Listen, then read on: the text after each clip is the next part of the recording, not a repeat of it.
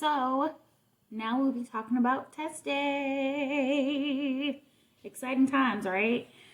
It was a whirlwind and I passed. Yes. Like by the skin of my teeth. Barely passed, but I passed, so whatever, right? The day started off. First of all, my test was at 1:30 p.m. So we drove in the morning to get practice driving. And again, my driving instructor wanted to make sure that he could help out with any kinks. And I stalled like 3 times when I was practicing driving in the morning. So that was not reassuring to my life. I was not happy about that and I was nervous. My test was at 1:30. So we went. He took me to do my back end. First of all, you have to do your pre-trip test. And this is all in the state of Texas, just FYI. If anybody's watching from anywhere else, I don't know what to tell you, but I know about Texas. So before you do your pre-trip test, you have to pick a card. And the card is, there's 4 cards, A, B, C, and D, and they're broken up for different sections of the truck. So A is the engine compartment to the windshield, and then B is the windshield back to the 5th wheel, and then the C is the trailer, basically the trailer. But all of the sections include the coupling system, so you have to know all the components of the coupling system. And D is the entire truck. A, B, C, and D, and that's going to take the longest. You only have 2 hours to complete your entire test.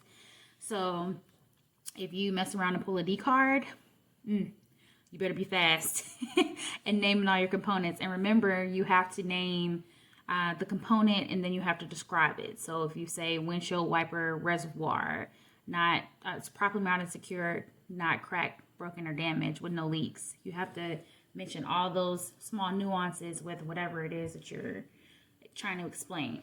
So you got to be fast if you pull the D card. Anywho, I pulled B. Nah, C. I pulled C. Yes, I pulled C because I had the trailer. So we did really well with that. I named the coupling system. I think I forgot a couple things, but I still passed. So that's fine. And you can only miss a certain amount of points for each test. So we get over to the backing maneuvers, where I'm doing my thing. You know, when we're on the range practicing back end, I'm getting it.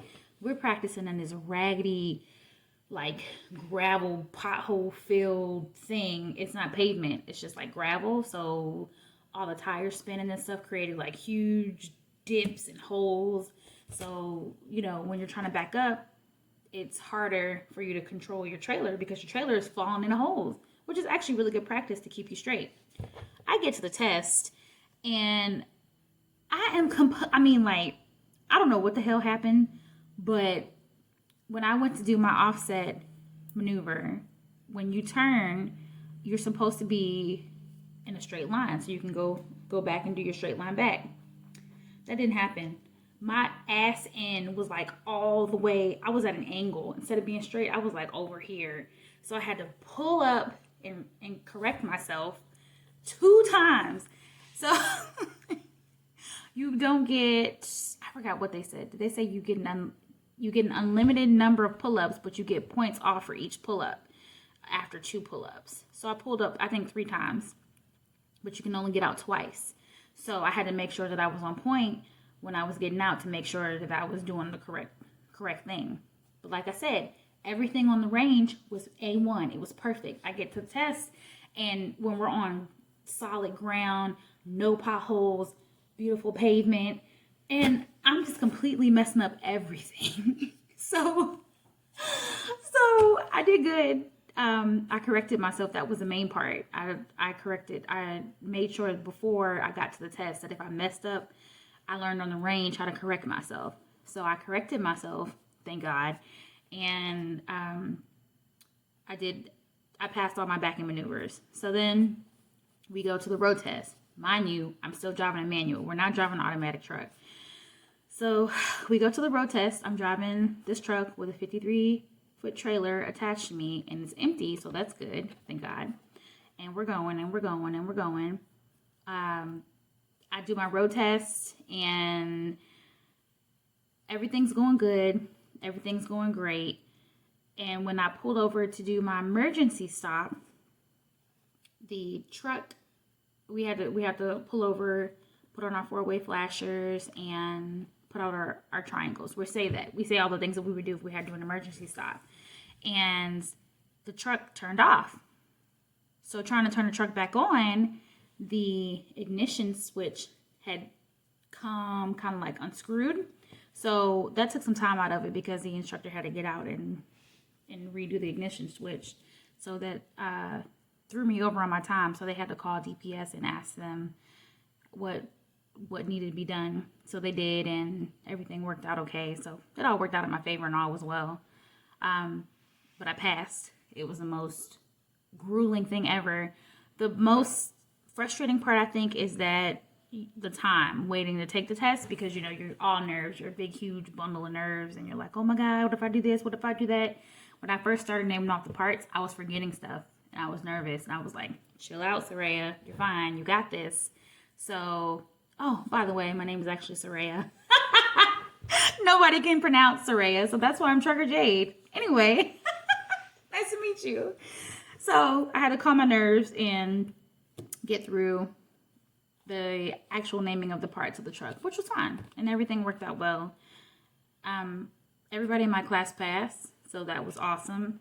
And then we go on to next week, which is orientation. I did forget to leave out that we also have to do during our pre-trip inspection the tug test, the air brake test, and it's called the safe start. And the safe start is basically like when you get in and you say, I am putting on my seatbelt, and my seatbelt is free of rips, tears, or frays, and it clicks into the little clicker thing. I don't know what the hell that thing's called. Then it unclicks, and you have to re-click it, and then you name all of the instruments on your driver's panel and what pressures they should be. So that was an easy part. So that's probably why I forgot to mention it. But you do your pre-trip inspection, you do your tug test, your air brake test, and your safe start. Then you do your backing maneuvers. Then you go for your road test. And that all has to be done under 2 hours. If you don't make it for the 2 hours, then they reschedule you for the parts that you didn't get to do. So if you spent 2 hours on your backing maneuvers, which you will not, they reschedule you for your driver's test and whatever else you didn't get a chance to take.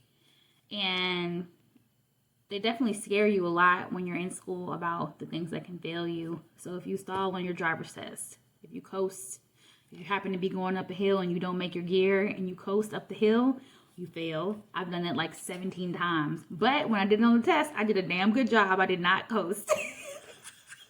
I made sure I jammed that damn gear shift in there to make so I wouldn't be coasting anywhere. If you stop at a stop sign or a stoplight and you're coasting because you're out of gear, you didn't catch your gear, you fail. If you hit a curb, you fail. This is all during your driver's test. So there are lots of things to be aware of, but my biggest take home is just to make sure that you're doing things step by step and don't be panicked by everything, because stuff is going to happen around you, you know, but you've been driving, you've been practicing, you know what's going on. Just don't be panicked about it.